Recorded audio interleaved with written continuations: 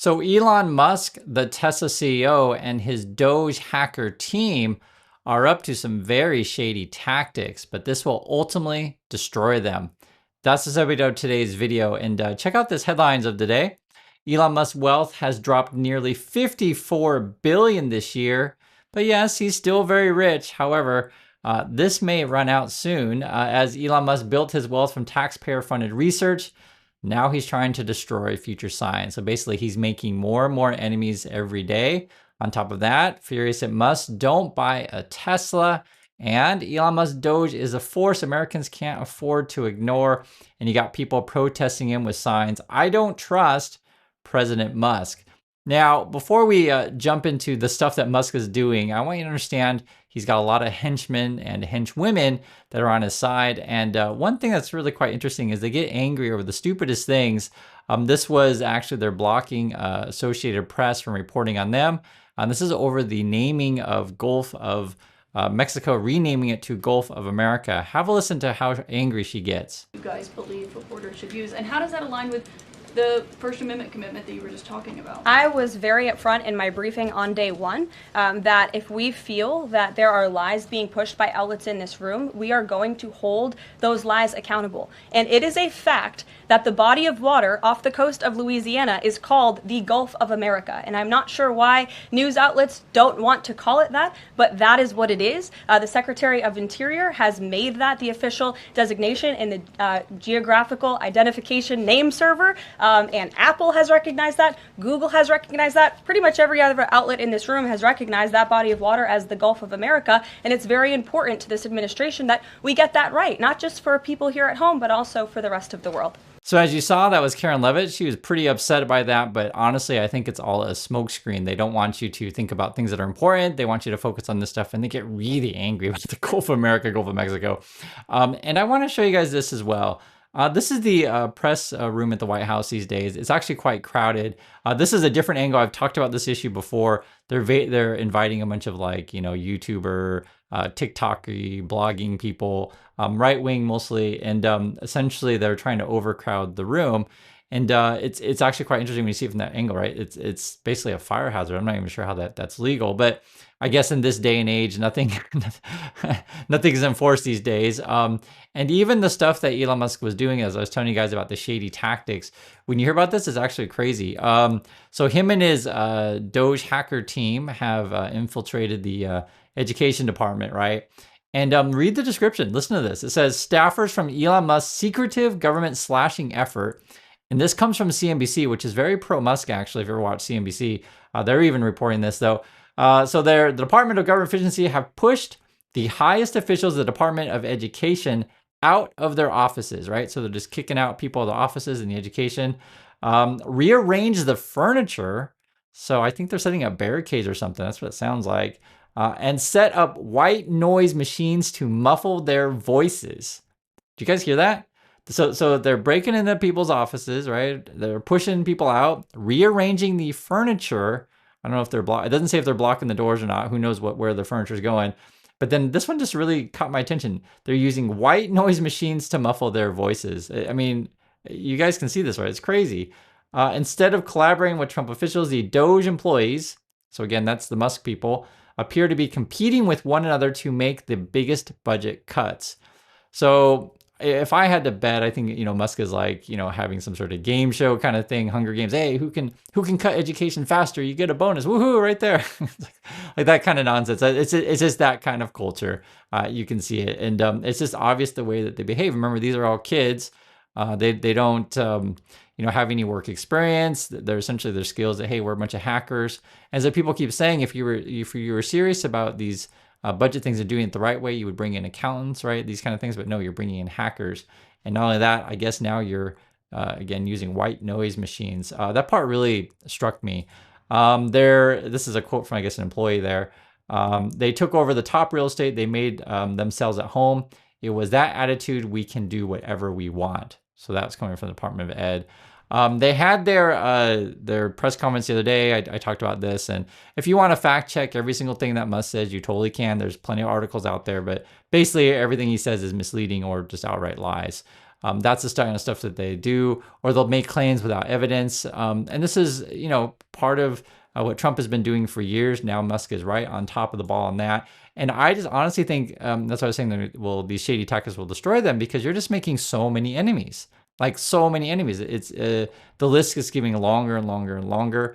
The Democrats are calling to Musk to testify, because for any of this kind of stuff, Musk, whatever claim that you make, go before Congress, bring your evidence, right? If you want to do things the right way. But no, he prefers to do stuff on social media, break into people's offices, right? Move furniture around, play white noise machines so we can't hear what you're saying.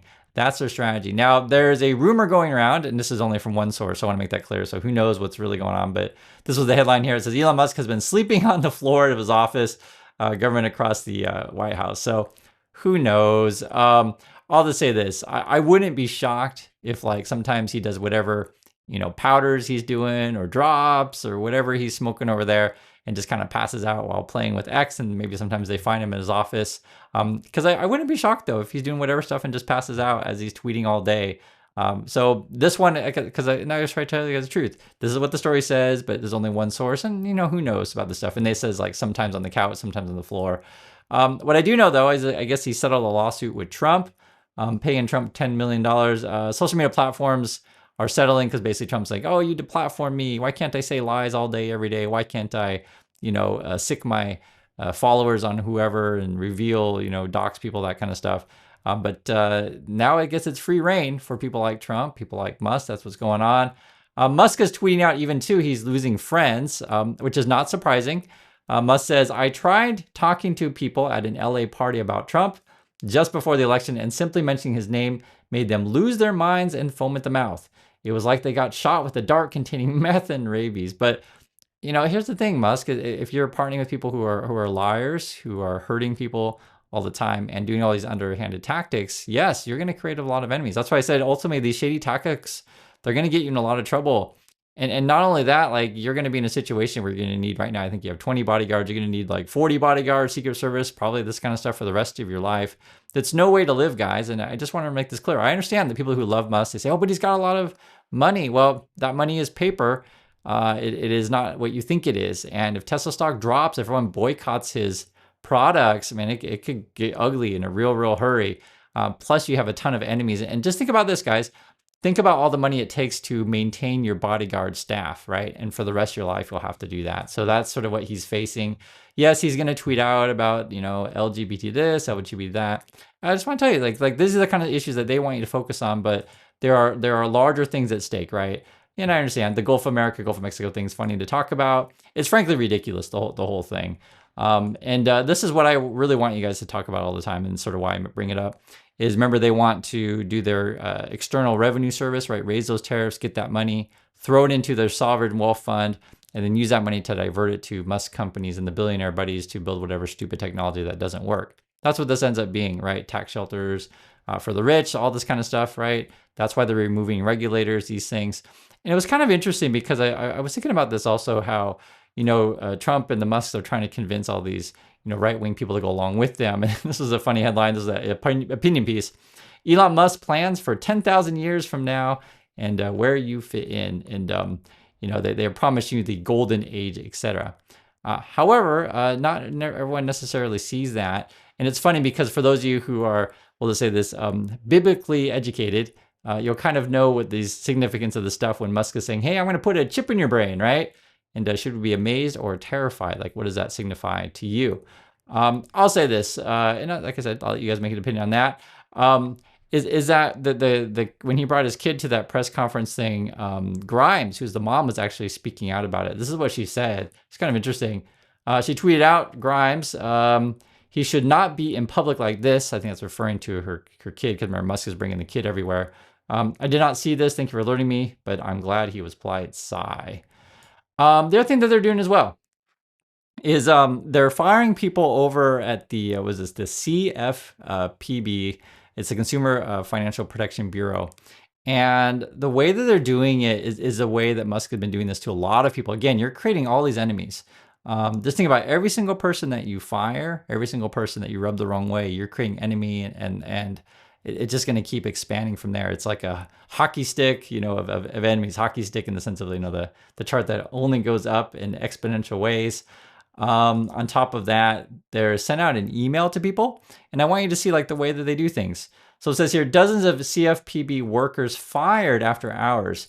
Some affected employees of the Consumer Financial Protection Bureau were notified with an email that addressed them as employee first name, employee last name, job title, and division. This is something that they did before. I think it might have been either Twitter or Tesla, because I know we've talked about this before, where you get this email. It would be like, "Dear employee, you're fired." And I think that might have been Tesla, because I've done a lot of videos on Tesla. I've read a lot of stuff about this, and I remember there was a guy and his family went on vacation, and he was like on a ski trip, and he got that kind of mail, and then he couldn't message his boss because his email had been turned off, right? So because you can receive something, and then you're like, "What the heck is this?" So then you have to text your boss manually. This is what the email said to the CFPB, and then this is a organization that is would be regulating Musk and Twitter X, because Musk wants to turn that into an everything app, right? And be your bank, be your dating service. Yes, seriously, dating service, be your crypto stuff, all these things. This is the email they sent out to the employees to get rid of them. This is to provide notification that I am removing you from your position of job title and federal service consistent with the above references. Unfortunately, the agency finds that you are not fit for continued employment because your ability, knowledge, and skills do not fit with the agency's current needs. So again, that's how they're treating people over at the CFPB. And then this one was a wild one, and you have to put all this stuff together, the stuff that they're doing. So they've controlled the GSA, right? And what they're doing is they're compiling a list of properties to sell. And basically, it looks like that they're targeting specific ones. So if your political opponents are occupying a particular office space, you figure out a way to sell that, right? Make it more difficult for them to do business. So for example, let's see, they want to reduce the the real estate footprint is how they quote it. It says size of their own real estate footprint. They want to decrease that by 50% and the number of buildings by 70%. So they're kind of doing two things here. The one is they're calling people back to the office, right? Federal workers back to the office. And then the other thing is that they're trying to sell off all the offices. So you guys kind of see how that's a catch-22, right? They're figuring out ways to push people out, basically, and weaken government. In particular, though, is they're targeting Tammy Duckworth, Dick Durbin, so trying to sell off their offices, and then also an office that's occupied by Senators Elizabeth Warren and Edward Markey, right? So these are essentially political opponents of Musk, and again, they're selling offices, and that's just politicians, but they're selling off all sorts of offices that would be any sort of agency workspace that they disagree with. And this is what you're facing, right? And inspector generals were already suing the Trump people, and I just want you to just let all this stuff sink in of like how many enemies that they are creating and how much damage they're doing to the country, right? So they try to fire all the inspector generals. I guess we fired so many people in our national security / intel that when they have their daily briefings, like very few of the veterans are showing up. I mean, ones who've been there for a long time. Because basically, if you want to, maintain national security, there's certain people that it's separate from politics, right? They're just there to do their job, regardless of, politicians change, et cetera. You don't just get rid of all of this institutional memory. So for example, let's say your job is to track, the whereabouts of Osama bin Laden, just for example. And that's your job, right? And you come and report to the president, we think Osama bin Laden's here, we think Osama bin Laden's there. And for someone like a Trump, if he doesn't like, what you said, Trump's like, why are you telling me Osama bin Laden's over there? I thought he was over there, right? And he'll get really, really angry and fire you. But it's just like, that person's just doing their job. It's not a question of left or right. And I just want to really make that clear. There's a lot of people who work in government that are just doing their job to serve the people, national security, et cetera. And they're getting rid of the veterans. They're getting rid of good people. I want to point this out, guys. I know I mentioned several times on the channel. I'll put links down below just in case you forget the names of it. But see the movie 12/12 today if you haven't. It's about a coup. And then see the movie 1987. It's about sort of the people when you make choice to oppose the bad leaders in office, et cetera. And that's essentially what we're facing with the Trump people. They lie constantly, right? Trump's saying, oh yeah, they're finding tens of billions in savings, right? And you can read through all the details of stuff. It's never what they say it is. Or they're trying to pick their oil people to drill on public lands, right? And I want to talk about this also, like for those of you who hate government, because I know there's people out there who's like, I just hate government, and Trump's right, just cut everything. This is actually a really good article and an example of why you want regulations. So in California, they passed a law where essentially if you have products, like consumer products that have, materials in it, be it ingredients or other sort of, things that you use to make the product that maybe cause cancer or things that are unhealthy for you, you have to label that on your product. And that affects consumer choices, right? It actually quite matters. And so this is the kind of stuff, I'm just giving an example of a simple, protection that are actually really important. We don't want false advertising, which something like a Trump or Musk would want, because Musk wants to advertise his cars as being, the best, awesome, most, wonderful things in the whole world, but basically lie about the abilities of his products. Essentially what it boils down to. Or, in this situation, say, what if food products didn't tell you exactly what's in them? You definitely want to have, regulators to regulate that. Or, for example, if the Consumer Financial Protection Bureau, if a bank is cheating you on your mortgage, or some sort of company, like, for example, say an app store, you pay money and to have a subscription, you cancel a subscription, but they keep taking money out of your bank, right? And that's happened to people before. I'm just trying to keep it in real terms. And imagine if you had no way to stop that automatic withdrawal from your bank, you'd be pretty ticked off. And it's any number of these things that stack up. And that's why you want, government and regulators in place to keep people like Musk and Trump in control, right? Do you guys understand what I'm saying? And so this is what I say is, like, if you are concerned about this stuff, boycott Musk products, don't buy any stuff, sell off your stocks in Tesla. And I'm actually quite serious about this stuff. The more, we've been trying this stuff for a long time, and I've always known Musk is a liar, but the more that we see sort of the tactics that they use, I just think hit them where it hurts is their pocketbook. That's my opinion on this stuff. So I want to hear your thoughts on these, and I'll catch you on the next video.